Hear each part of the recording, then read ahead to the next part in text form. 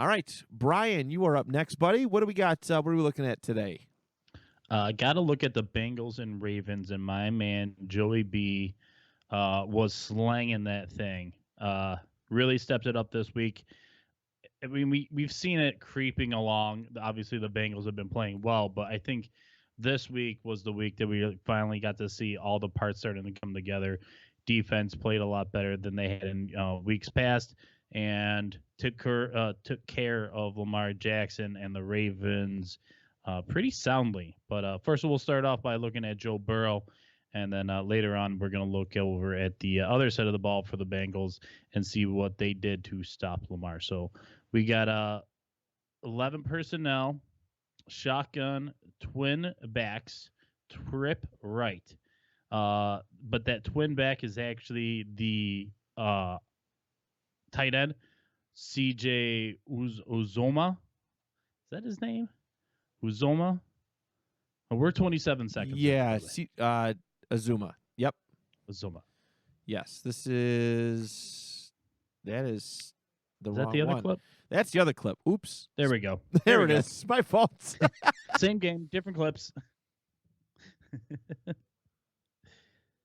Yeah. So very standard for what the Bengals are doing, and then to match up with them, Ravens come out in a very unique coverage. Guys have never seen this before. I know you haven't, but they're coming out in a nickel man coverage, cover one. I know everyone's shocked. Everyone's shocked. Well, I'll give you time to catch your breaths. All right, let's watch this play unfold, and then we'll get back into it and break it down. Let me just make sure we're good on OBS. Okay, cool. All right. Burrow. And to the side. Got him. That's Chase. Caught on the play by Smith. So good. It's just a really nice on rhythm pass. Just on 4th and 1, let alone 2. Like, that's ballsy. When you have, I mean, it's Joe Mixon. I'm not overly fond of Joe Mixon, but when you have Joe Mixon, as widely touted as he is, good for Joe. Yeah, happy for him. Well, and I like something that if you're hanging out with me on Sundays, you'll hear me say probably several times a day, is I hate when plays are designed for one outcome, which is why I like QB sneaks are effective when it's 4th and 1, very high success rate. But at the same time, I hate the idea that you're designing a play to literally just achieve one goal, and that's to get 1 yard. Like that's like the heavy back, with like the 2 running backs with the fullback with the lead, like pounded up the middle plays. I hate those plays because what's the only outcome that you're trying to get out of that run play is for your running back and your fullback to just pound it as hard as they can to get 1 yard. Correct. Which is like, I'm sorry, can't I use the entire field and force the defense to cover, like all of it? And send one guy deep and one guy in the mid range and another guy making sure he gets the first. Plus, you got all the backs leaking out. This is a psychology thing too, in a way. Like, kudos to Zach Taylor on this, and yeah, I mean, obviously, look at the box right now. Look at how the box is stacked.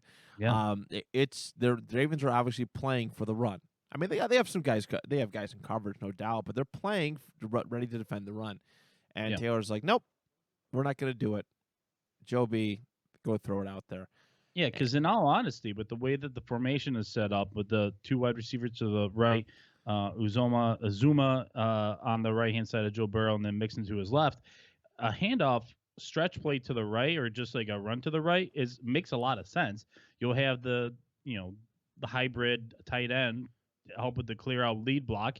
Plus, you get your 2 wide receivers that you can either try and run the cornerbacks off by just running a route, or you can have them block or whatever. And yeah, it's a great job of using a multiple formation look, because you can't really tell if it's going to be a run or a pass. Right. And then the other thing I really like about this is Joe Burrow's chemistry with Chase has been phenomenal. Like, everyone knows this. Chase is doing just what Jefferson did last year with Kirk Cousins. It's just elite route running with above average to elite, athleticism. It's just exploding and the guy can't guard it, and you're just limiting it. That's all you're looking to do with Chase right now. You're just trying to limit it. So they're probably trying to take a lot of stuff off the top, but this play is a perfect comeback route, which I wish we had a better look at it. I looked and looked. I couldn't find one. Because you don't get to see him break the route off at the top, which is really what makes a comeback route work the best. Right. And I wanted to see how he kind of broke it down. But let's play it, and we'll talk it through a little bit. Yeah, let me know when you want me to stop. All right, here we go, buddy. Stop. Okay. So the pass protection is phenomenal on this because they brought 5 guys. You know what I mean?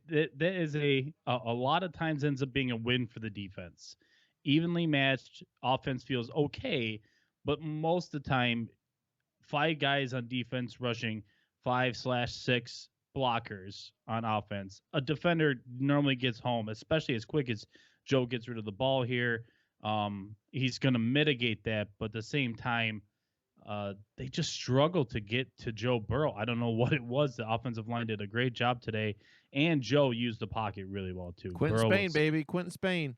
Quentin Spain was a great signing. I said it from day one. Yeah, he doesn't look anywhere else, unfortunately.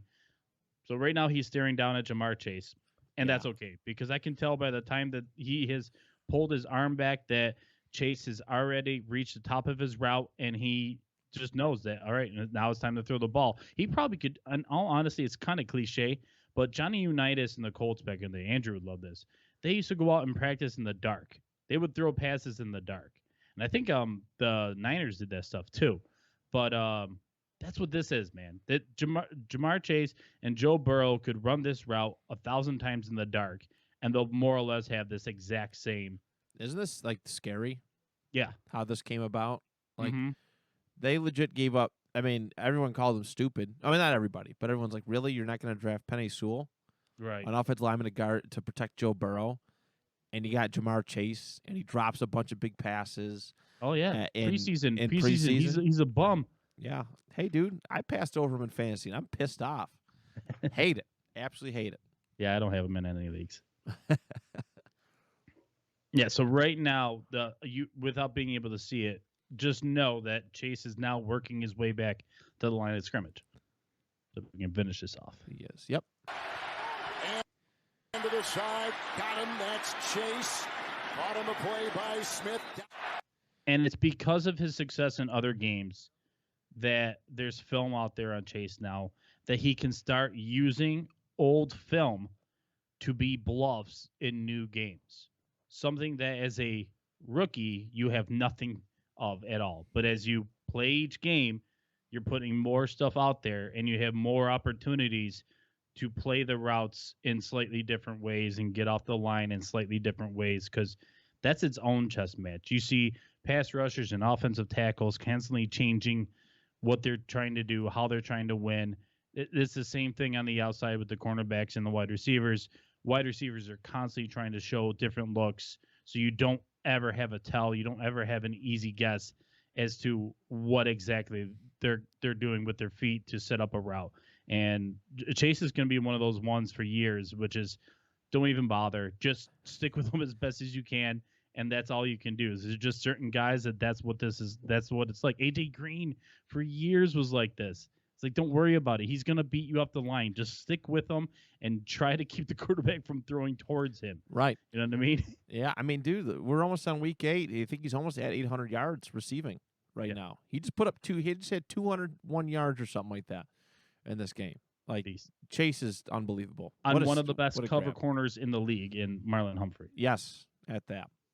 All right, let's watch it play through one more time. Great snap, great shotgun, great protection there for Joey B. Like Brian said, just a huge pocket to kind of make reads and whatnot. And honestly, well covered. Like, I mean, if you look at the top of the screen here, these dudes are covered tight. It's just Jamar Chase. Jamar Chase is the better route runner. I mean, that was his job. He's got to win, right? He has to, or since he's given the ball back on the right on their on the opponent's 48, 49, right? And Ravens are in prime spot to score, and that changes the entire game. And it changes the entire game, the flow. Baltimore gets on the board a little bit sooner, and yeah.